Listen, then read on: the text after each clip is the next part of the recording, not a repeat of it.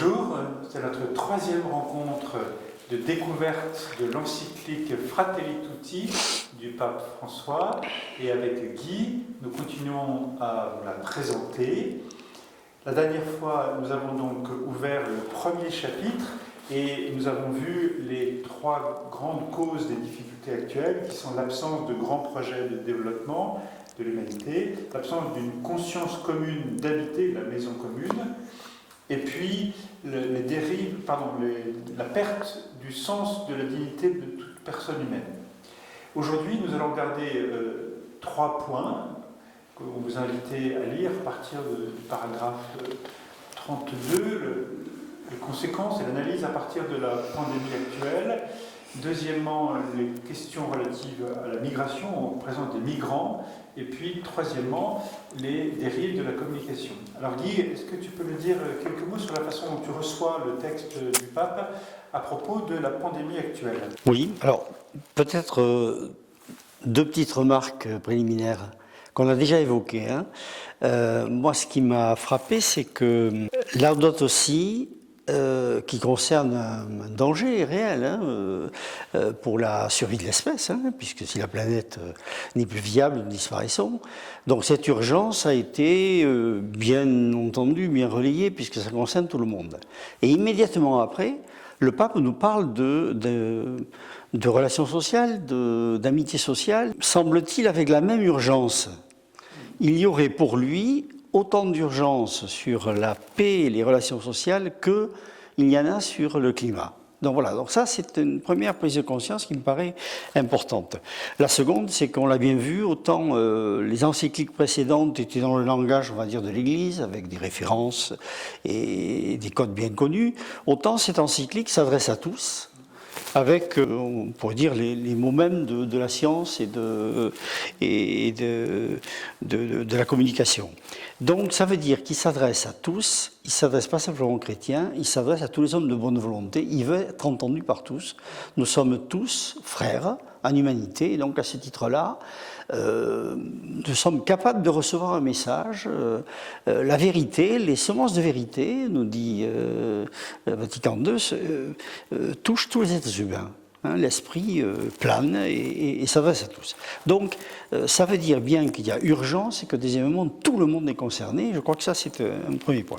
Alors, comment je réagis, moi, à la pandémie? Alors, on pourrait se dire, pourquoi tout d'un coup le pape parle de pandémie, qui est plutôt une question sanitaire, pour une encyclique sur des relations nationales, internationales et personnelles qui ne seraient pas liées à cette pandémie. Bon, je pense que ça fait d'abord un lien très net avec la précédente. On se dit, il y a tout un tas d'idées comme ça qui circulent, est-ce qu'il n'y a pas une punition divine ? Voilà, on connaît Noé, on connaît Sodome et Gomorrhe, on pourrait dire... Allez, on retombe un peu dans ce travers un peu négatif, un lien qui serait négatif, en disant on est puni. Ou bien ceux qui sont un peu néo-païens ou disciples de Gaïa, disant la Terre a une forme d'intelligence, et donc non seulement elle se venge, mais elle donne des signaux d'alerte, et il n'y a pas que les humains, il y a des animaux, des végétaux, et donc si même l'espèce humaine disparaissait, pourquoi pas, si c'est pour la survie de Gaïa, de la planète, allons-y gaiement. Donc, ça, c'est pas notre foi de croyants. Nous avons, je crois, un lien positif avec ce signal de pandémie.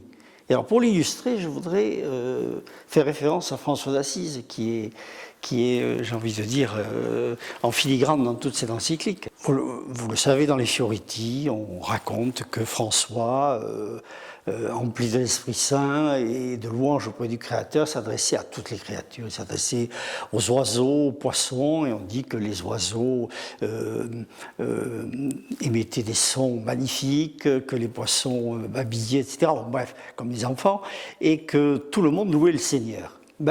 Oui, alors c'est joli, c'est un beau récit, les enfants se régalent le soir à la veillée, mais pour moi, ça a une portée beaucoup plus forte. D'abord, pour moi, c'est une réalité, j'y crois naïvement. Je crois effectivement que, tout simplement, François avait retrouvé l'harmonie avec toute la création originelle. Il était frère universel, frère des créatures, son cantique des créatures est merveilleux, et il était capable, l'opacité qu'il y a dans la communication entre nous, les animaux, la création, etc., disparaissait, et François était entendu lorsqu'il louait le Seigneur, bien évidemment. Et quand il venait en ville et qu'il louait le Seigneur, les gens étaient aussi admiratifs. Donc il y a là cette pandémie nous montre que nous sommes en disharmonie avec la réalité. Et nous l'avons voulu. Pour en dire que depuis 2 siècles, depuis la révolution industrielle, j'ai envie de dire, nous avons tourné le dos à une quête d'harmonie avec la création. Et donc, l'Ardote aussi le dit, bien évidemment, à temps et à contre-temps, mais l'introduction de cette pandémie est comme une piqûre de rappel en disant, vous voyez, cette harmonie que nous devons rechercher, il faut la retrouver. Donc cette science qui avait remplacé Dieu, on le sait très bien, on a une idolâtrie de la science. Et la science n'attend pas. Tout ce que la science découvre, il faut immédiatement l'appliquer. Donc on a besoin, je crois, et la pandémie nous le montre, on a besoin peut-être d'une science qui prend son temps et qui a besoin de sagesse pour donner aux hommes des moyens techniques qui sont bienfaisants. Là, on va avoir un vaccin, on va s'en réjouir. Mais il y a aussi des moyens techniques qui sont mortifères, et on voit que depuis 2 siècles, quand même, on a été davantage dans des choses dégradantes et mortifères que bienfaisantes. Voilà un peu ma réaction sur l'aspect de la pandémie. Ce que je retiens du texte du pape sur la pandémie, c'est qu'il rappelle qu'en fait, dans l'expérience de la pandémie, je pense que nous sommes tous dans le même bateau, nous sommes dépendants les uns des autres, et donc la fraternité, elle est comme obligatoire. Nous avons besoin les uns des autres pour sortir de la pandémie parce que nous sommes contagieux les uns des autres et donc on est interdépendants. Et tout donc, à fait. Il pose la question, dire est-ce que nous sommes prêts à nous impliquer de façon passionnée pour une communauté d'appartenance, c'est extrêmement fort, de solidarité à laquelle nous consacrons du temps, des efforts et des biens, c'est son paragraphe 36. Voilà.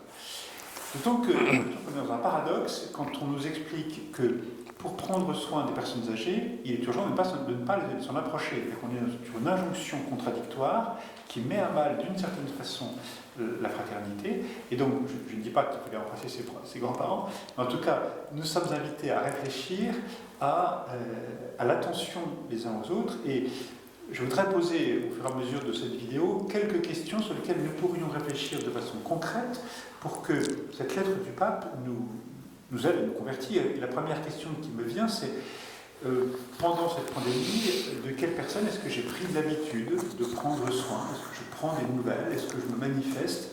Et je pense que cette deuxième vague, en fait, manifeste moins de solidarité que la première, qui était comme une espèce d'électrochoc très dur, et donc on a pris soin de ses voisins. Peut-être que là, on est appelé à continuer ce mouvement-là, donc je livre ça à votre réflexion.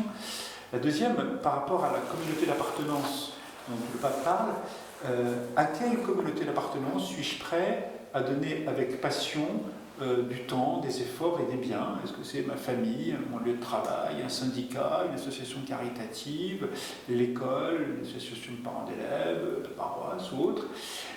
Parce que, voilà, il s'agit de l'expérience concrète de la fraternité qui passe par des implications fortes dans une communauté d'appartenance. Nous sommes tous membres de plusieurs communautés d'appartenance. Voilà, sans doute quelques réflexions à partir de la pandémie qu'on peut donner.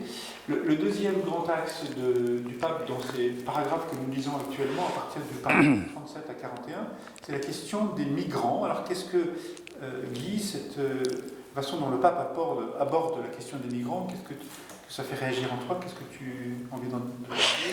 Oui, alors j'ai des réactions qui sont aussi, j'ai envie de dire, liées aux rencontres que je peux faire des uns et des autres, et selon les âges, selon les milieux, les réactions par rapport au phénomène migratoire, hein, on va dire ça comme ça, ne sont pas les mêmes. Alors, pour le pape, on va voir, il y a 2 aspects. Il y a un aspect conjoncturel, c'est-à-dire que tout d'un coup, il y a des migrants. Il y a des migrants qui prennent le risque de traverser la Méditerranée, ou bien, si on va du côté de l'Amérique, traverser la frontière nord-américaine avec au péril de leur vie. Ces gens-là ne le font pas par gaieté de cœur. Il est clair que même si, par l'importance de ce flux migratoire, qui est quand même peut-être du jamais vu en Europe, et notamment par des cultures extrêmement différentes. Quand des Italiens, des Polonais ou des Portugais venaient enrichir les travailleurs français, une fois que la barrière de la langue était dépassée, il s'agissait d'Européens plutôt chrétiens. Donc l'assimilation se faisait rapidement. Actuellement, les gens ont peur, effectivement, d'abord par le côté massique de cette immigration, par la différence culturelle, voire religieuse, dans un climat qui est, on doit le dire, un petit peu délicat sur ces questions-là, avec les attentats, etc. Donc, beaucoup de gens que je rencontre ont peur ou ont des craintes.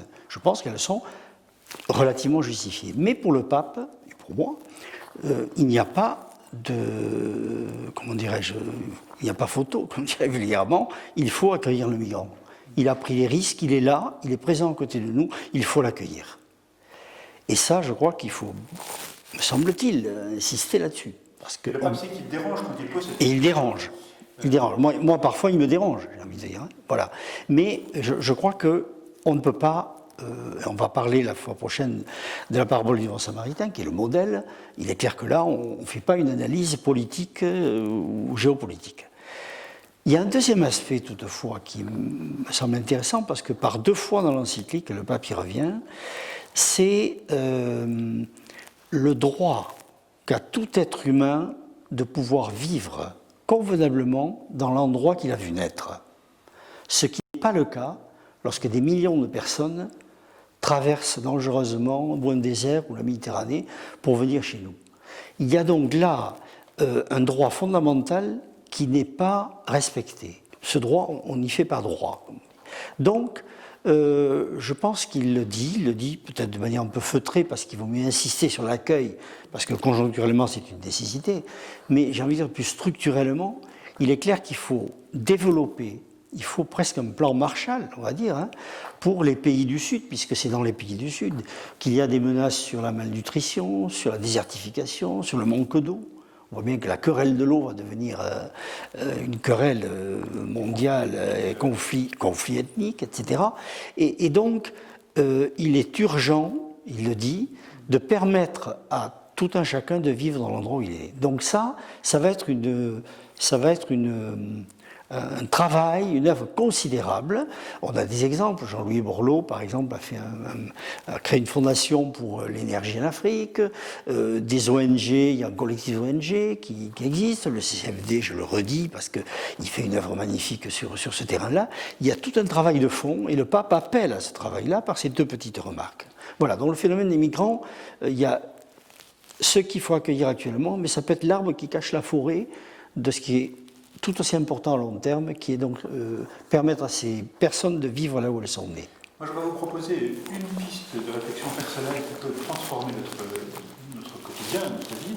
Dans le fond, c'est est-ce que j'ai eu l'occasion de rencontrer un migrant et de parler avec lui pour comprendre son itinéraire? Qu'est-ce qui fait qu'il est arrivé jusque chez nous? Et est-ce que finalement des migrants ont une place dans nos relations, nos préoccupations? Il ne s'agit pas de vouloir régler chacun d'entre nous l'ensemble du problème migratoire, mais de s'intéresser à des personnes précises pour entrer dans une relation de fraternité. Voilà, c'est la 3e question que je vous propose de réfléchir personnellement. Et puis, nous concluons sur dernière partie que nous avons lue pour cette rencontre, qui est la question de la communication. Le pape parle de l'illusion de la communication entre les paragraphes 42 et 50. Voilà, moi, j'avoue qu'en le lisant, je me suis dit, mais c'est vrai, j'ai passé beaucoup de temps à regarder sur les écrans des communications brèves, rapides, voire des SMS, des chats, WhatsApp et compagnie. Dans le fond, combien de temps je passe à des vraies rencontres? Le pape nous encourage à consacrer du temps à des vraies rencontres où nous écoutons l'autre longuement, alors que dans la communication via Internet, nous sommes souvent sur la communication brève, plutôt spontanée, qui attend une réponse rapide. Et ça ne permet pas une culture de la rencontre, et ça ne permet pas, le pape le souligne, l'acquisition d'une vraie sagesse. Donc voilà, je pense que là aussi, on a des questions à se poser, et je vous en propose 2.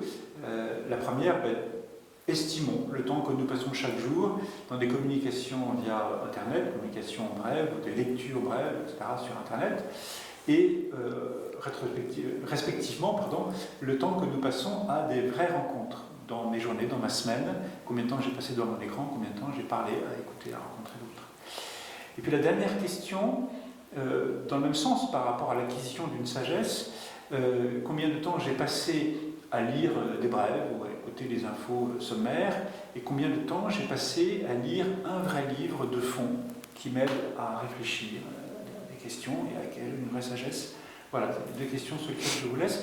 Vous avez toutes ces questions dans la fiche numéro 3, et vous trouverez aussi dans la fiche numéro 3 les indications pour préparer notre prochaine rencontre, la 4e rencontre, qui portera sur le chapitre 2, où le pape développe un commentaire magnifique sur le bon samaritain.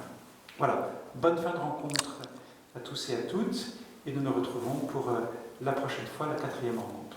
Au revoir, que Dieu vous bénisse. Au revoir.